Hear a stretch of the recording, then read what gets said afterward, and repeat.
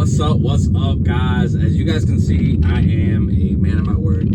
I did what I told you guys you should do if you want to do gig work or anything like that in an electric vehicle. Now, right now, I'm driving a 2022 Tesla Model 3, and there's a couple things that I noticed about this Tesla that'll make it worth it for you if you're doing gig work. To be clear, this is on the Turo app. This is on the Turo platform. So if you've never heard of Turo, Turo is just a renting platform where you can rent vehicles, right? Wide variety of vehicles, from gas vehicles, electric vehicles, obviously. Depending on where you live and what your situation is, you can use these vehicles to do gig work. Now, I did ask one of the reps, and I'm going to try to find it and put it on the screen here. And I did confirm with them. After looking at the terms myself, I went and reached out to a rep and asked them, I'm like, are people able to do gig work in these vehicles? I understand that, doing Lyft or Uber is against the terms. I get that, but is any other platform breaking the rules or against the terms? And they stated that yes, you can't do any rideshare apps like Uber or Lyft, but you can do anything that has to do with packages or groceries, stuff like that. You just can't have other people in there because that opens up another can of worms when it comes to legality and anything that has to do with the law. So they pretty much just don't want to get sued, so they exclude having people in the car. So to get back on topic here, guys, you can use these vehicles for gig work. Now, what I'm noticing with the charging situation, right? It's a lot cheaper than gas, right? If you do it right. So the way the charging thing works, and I'm learning as I'm going, right? I'm actually going to be returning this vehicle today because I just came from New York. I took this Tesla out to New York, and I freaking loved it. It took me a little bit to learn, probably like 5 minutes to learn how everything works, but everything's pretty much good. So the one thing I noticed, right, depending on what time of day that you're charging, there's different prices for the charging. That goes the same with location, and actually I'm gonna interrupt that to show you guys something. If I double tap this, you see that rainbow? I can take my hands off the wheel. I still gotta pay attention, but I can take my hands off the wheel, and it's driving for me. I'm keeping it right at 35, which is the speed limit here, and I'm not going over. That beep that you hear is anytime I go over the speed limit, it lets you know. So I'm not trying to get anyone to buy a Tesla, but you should probably check out a Tesla. They're freaking amazing, and it does notify you to make sure you're actually there and not sleeping at the wheel. It tells you to slightly move the wheel, just so you know, just so they know, or the system knows that you're awake. So it's going to continuously do that every minute and a half or minute. It notifies you. Blue screen pops up, see right there. Apply slight turning force to the steering wheel. I just did it. Now it's good, right? So this is what I do anytime it's like a straight shot. Now I'm increasing the speed limit. It just increased. And then I'm going to set the speed to that, and I'm good. So I love this Tesla. Like, I'm seriously considering one.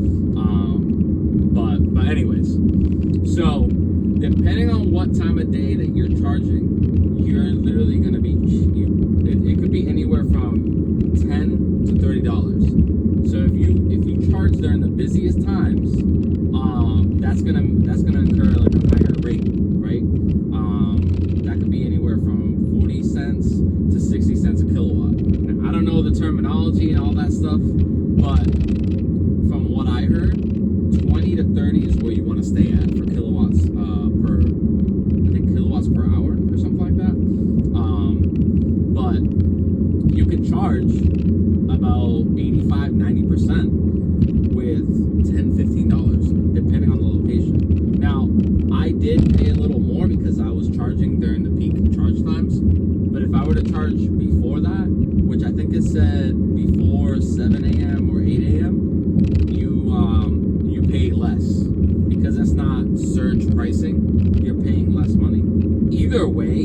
paying the highest one, you're still paying less than what you're paying if you were to get gas. Now, with all these different features when it comes to the Tesla, I highly recommend the Tesla over any other vehicle. But that's me. That's my personal opinion.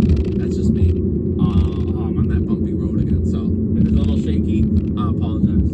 But yeah, go on the Turo platform, and depending on what your area is, check out the vehicles in your area, because you might find some good ones that are, I've seen as low up. It just did an automatic brake because someone went over that line. So to be safe, it slowed me down, even though I had the right of way. So they're on a stop sign. It's gonna do everything possible to keep you in the safest situation possible, but you do have to pay attention, because something like that, I would have just kept going, right? Because they have a stop sign and they're clearly not moving up, but the system kind of sensed that they're moving a tiny bit, and you know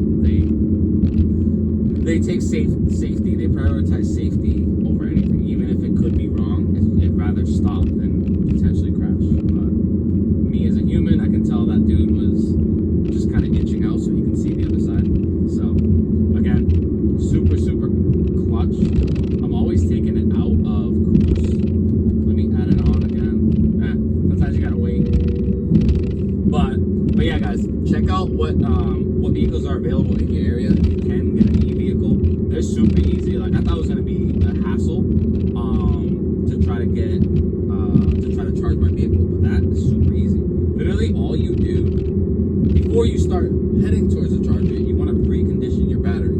So, from my understanding, you're just warming up the battery, so to speak, to get it prepared to charge, so that it can charge as fast as it's supposed to be, right? If you're charging at home, you still want to precondition it, but you're not in a rush, right? At home, it's essentially free. You're just paying for the electricity, whoever's your electricity provider. But if you're going to a supercharger, you want to precondition your vehicle. Now, this thing has a built-in system where I drove from Mass to New York, which was a 4-hour drive. So in my case, I put the GPS to Madison Square Garden, because that's where I was going. And along the way, it told me, hey, if you go to this supercharger, you're gonna reach it with 20% battery. This is where we recommend that you charge. So I was like, okay. And then I just drove there. It tells you literally where to go for the charger, and then it continues you on your route. So you're gonna be stopping on a long road trip regardless. So I understand some people might not like that. The fact that you had to stop.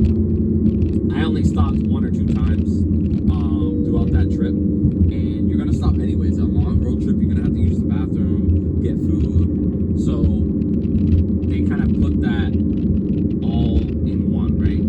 They know you're gonna stop, might as well just charge. And then the way this is set up, it makes it so that you're not passing any chargers when it knows it needs to charge or get juice, if that makes sense.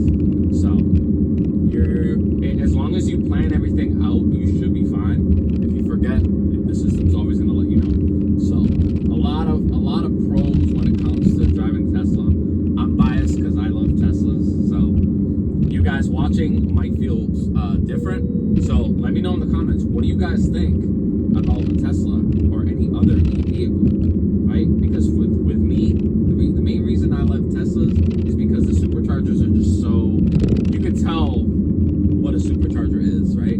Any of these other like electric pumps or electric whatever they're called, they're just kind of like generic. Like, I don't know what they're called. A Tesla supercharger, I feel like I see one, or I know the locations of them, right? So if I'm ever driving and I need to get some electricity, I know where to go. But I honestly think that at the right price point, you can make good money by renting a vehicle with Turo, because every day, right? So this one in particular is about 48 to 52 a day, depending on the promotion. Now, I put the extra insurance on there just in case anything were to happen, because I was heading to New York. New York's kind of crazy, so you know, if anything happened, especially with what's going on in the news, you know, someone sees a Tesla, like, you know what I mean? Like, no, I'm not trying to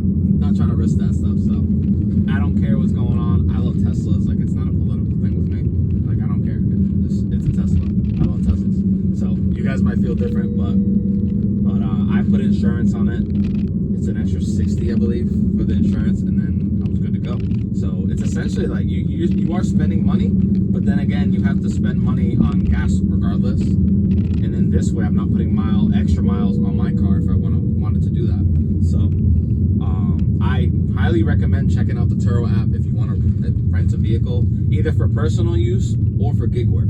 You can use these vehicles to do gig work, which is a huge pro.